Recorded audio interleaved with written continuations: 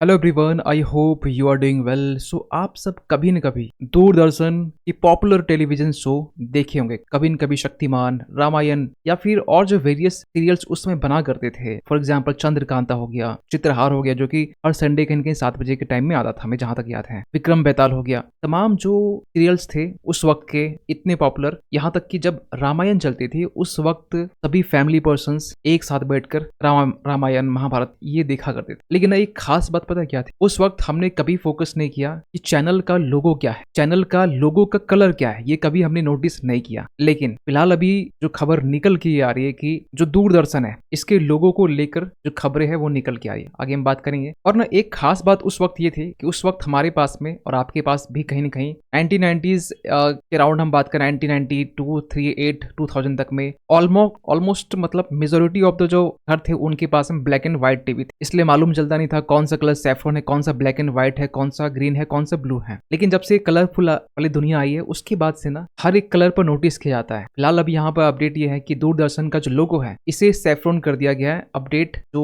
News articles है वो ये बता रहे कि Doordarshan changes logo colour from red to saffron, और इसको लेकर एक डिबेट और डिस्कशन छिड़ चुकी है। आपको बताना चाहते हैं इस वीडियो में कि हम लोग इस वीडियो में बात करेंगे कि दूरदर्शन का इतिहास क्या रहा है और रिसेंटली किस बात को लेकर चर्चाएं ज्यादा हो रही है। क्योंकि अभी का जो दूरदर्शन का जो लोगो है, ये लोगो अगर आप अभी देखेंगे तो ये आपको दिखाई देगा सैफरन कलर। वैसे सैफरन बोला नहीं गया है, लेकिन हम मीडिया आर्टिकल्स इस तरीके से बातें निकल के आ रही है सैफरन कलर है। ये जो बेसिकली कलर कहा जा रहा है ये एक ऑरेंज कलर है, और इसको लेकर एक डिबेट और डिस्कशन छिड़ चुकी है, जहां पर कहा यह जा रहा है कि दूरदर्शन जो है वो उसका लोगो पूरा जो डिजाइन है वो बिल्कुल चेंज हो चुका है, और अब न्यूज चैनल डीडी न्यूज जो बेसिकली है और लिखा भरोसा सच का। तो इस वीडियो में बेसिकली बात करने वाली पूरी कहानी को लेकर दूरदर्शन को लेकर देखिए रिसेंटली हुआ ये है कि दूरदर्शन का जो नया लोगो है इसे चेंज किया गया है, और ये जो कलर है ये ऑरेंज कलर है। इसके पहले भी आप कलर देखेंगे तो ये डीडी न्यूज इस तरह की कुछ था जो कि रेड कलर था, अब इसे बदलकर यहाँ पर ऑरेंज कलर कर दिया गया है, और नीचे आपको मिलेगा भरोसा सच का। और ये ना बेसिकली अनाउंसमेंट किया गया ट्विटर एक्स में, जो कि अभी का एक्स है, उसमें लिखा गया यहाँ पर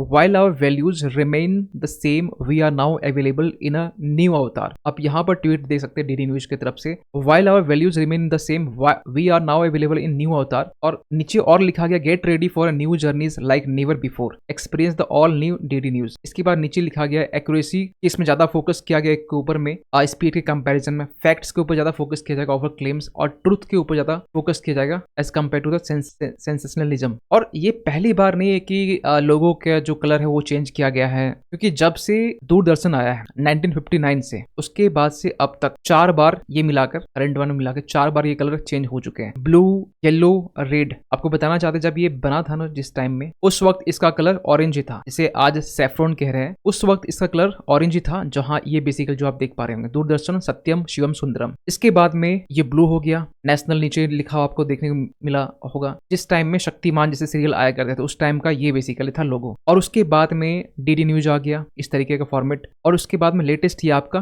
जो दूरदर्शन है, इसके सेंटर में आपको ये ग्लोब दिख जाएगा, इसमें पूरा जो लैंड पोर्शन है वो भी आपका ऑरेंज में कवर है। लेकिन जो करंट वन है उसमें ये कहा जा रहा है कि the globe in the centre but has remove the word Satyam Shivam Sundaram. ये वर्ड को यहाँ पर इसे हटा दिया गया है, और इसके जगह पर रखा गया है भरोसा सच का। और ऐसा नहीं कि अचानक लोगो चेंज हो गया, इसके लिए ना आपको बताना चाहते हैं 2017 के टाइम से भी ये बातें निकल के आ रही थी कि जो लोगो है उसको चेंज करने की बात की जा रही थी। और दूरदर्शन को लेकर ना रिसेंट की अगर कंट्रोवर्सी की बात करें तो आपको पता होना चाहिए कि राम टेम्पल जब इनॉग्रेशन हुआ था, या आरती के टाइम में भी जब ब्रॉडकास्ट किया गया था दूरदर्शन से, उस वक्त भी कंट्रोवर्सी छोटी सी क्रिएट हुई थी, लेकिन बहुत ज्यादा नहीं हो सकी, क्योंकि ऑलरेडी यहाँ पर जितने प्राइवेट चैनल्स थे, जितने भी चैनल्स थे, सभी लोग आरती के बेसिकली ब्रॉडकास्ट कर रहे थे। तो दूरदर्शन जो है ना, जब ये 1959 के टाइम में जब इसे बनाया गया था, 15 सितंबर 1959 लॉन्च डेट था, लेकिन आज के टाइम में ना ये प्रसार भारती के अंडर में आता है। प्रसार भारती के एक पेरेंट बॉडी के रूप में इसे हम जानते हैं। प्रसार भारती के अंदर में दूरदर्शन ही नहीं बल्कि यहाँ पर ऑल इंडिया रेडियो भी आता है। और क्योंकि जब प्रसार भारती को जब बनाया गया 1997 में एक एक्ट के थ्रू से, तो क्योंकि ये एक स्टैट्यूटरी बॉडी है, तो प्रसार जो भारती है इसे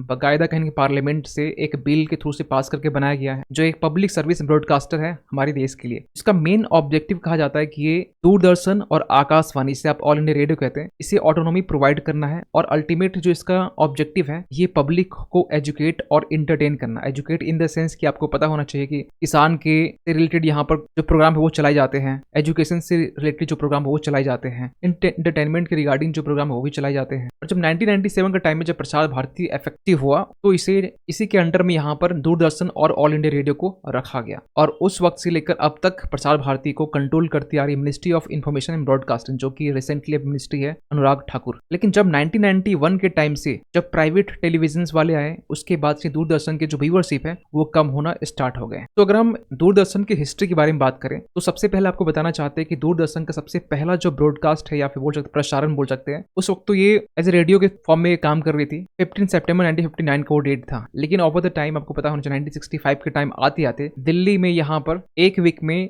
2 शो करने की यहाँ पर शुरुआत की गई, एक मॉर्निंग और एक इवनिंग। और इसके बाद में ओवर द टाइम 1975 आते आते ये इसका एक्सटेंशन देखा गया, खासकर दूरदर्शन के सर्विस को लेकर मुंबई, अमृतसर, बाकी जो अदर सिटीज है वहां पर। यही नहीं कि जब 1976 का जब टाइम था, अप्रैल 1 ये सरकार के अंडर में रखा गया, इंफॉर्मेशन एंड ब्रॉडकास्ट मिनिस्टर के अंडर में। और 1982 से बन गया ये दूरदर्शन, जो कि जिसे जाना गया नेशनल ब्रॉडकास्टर के रूप में। और 1984 तक आते आते डीडी नेटवर्क जो है ये और भी इसमें ज्यादा चैनल इसमें जुड़ते गए, खासकर इसके अम्ब्रेला सिस्टम में, जिनमें से दूरदर्शन जो है यहाँ पर अभी इस टाइम में बात करें तो प्रेजेंट में 6 नेशनल्स और 17 रीजनल चैनल्स आज के टाइम में, जिनमें से आपको पता होना चाहिए डीडी एंड दूरदर्शन के पास में आज के टाइम में 2 ऑल इंडिया रेडियो चैनल्स हैं, sorry all India channels only, not radio, sports channel है, इंटरनेशनल चैनल्स है, राज्यसभा, लोकसभा ऐसा तो ये भी मर्ज हो चुका है। जो टीवी थी जिसमें यूपीएससी एस्पायरेंट राज्यसभा टीवी को प्रीफर किया करते थे, उसका डिबेट प्रोग्राम को खासकर, यहाँ तक कि जो इनकी रेवेन्यू है एक सोर्स ये भी माना जाता है कि जो क्रिकेट टूर्नामेंट है इसके भी जो टेलीकास्ट है नेशनल टीवी दूरदर्शन में उस टाइम में हुआ करते थे। कहीं कहीं हमें मालूम है कि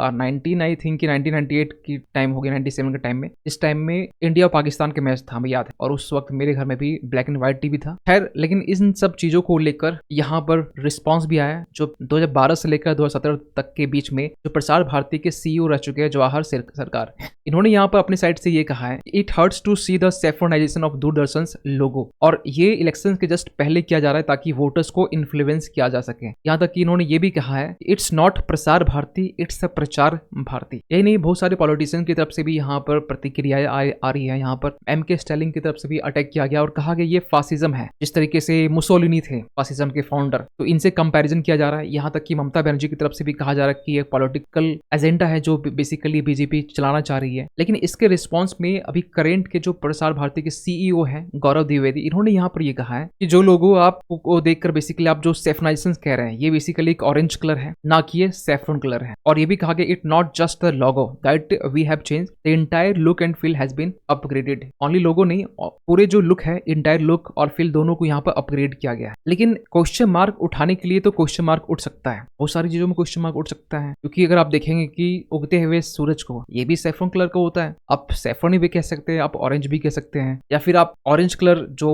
संतरा होता है इसे भी ऑरेंज कह सकते हैं। यहाँ भी पॉलिटिक्स हो सकती है, पॉलिटिक्स शुरू करने के लिए कहीं भी पॉलिटिक्स हो सकती है। यहाँ तक कि बहुत सारे ऐसे प्रोडक्ट्स हैं जो वर्कर्स, जो कंस्ट्रक्शन वर्कर्स जो जैकेट पहनते हैं उनका भी सैफरन होता है। कंस्ट्रक्शन सेक्टर में ही या फिर रोड रेल में आप ऐसे डब्बों को यूज करते हुए देखे होंगे। तमाम जो चीजें है ना, आप इसको यूज करते हुए देखे होंगे, इनको लेकर भी सैफरनाइजेशन हो सकता है। लेकिन क्योंकि पॉलिटिक्स में ज्यादा ना जाते हुए आपके ऊपर ये चीजें छोड़ते हैं कि क्या ये सब चीजें जो है दूरदर्शन लोगों को सैफरन कलर में रंगना, या फिर इस तरीके से आज के टाइम में अपोजिशन निशाना लगा रही है सेंट्रल गवर्नमेंट के ऊपर में, ये कितना सही है और कितना गलत है, आप अपना कमेंट करके जरूर बता सकते हैं। और जाते जाते एक क्वेश्चन आप सभी के लिए है कि रिसेंटली यहाँ पर वर्ल्ड लिवर डे ऑब्जर्व किया गया ग्लोबली। डेट बताना आपको अप्रैल 19, अप्रैल 20, अप्रैल 18, अप्रैल 21। सही आंसर कीजिए कमेंट सेक्शन पे, और इस पर भी अपनी राय जरूर दे कि दूरदर्शन का सैफरन कलर होना, सैफरन तो नहीं कहेंगे लेकिन ऑरेंज कलर होना ये कितना सही है और कितना गलत है, कमेंट कीजिएगा। मिलते किसी अगले वीडियो में, तब तक के लिए थैंक यू सो मच।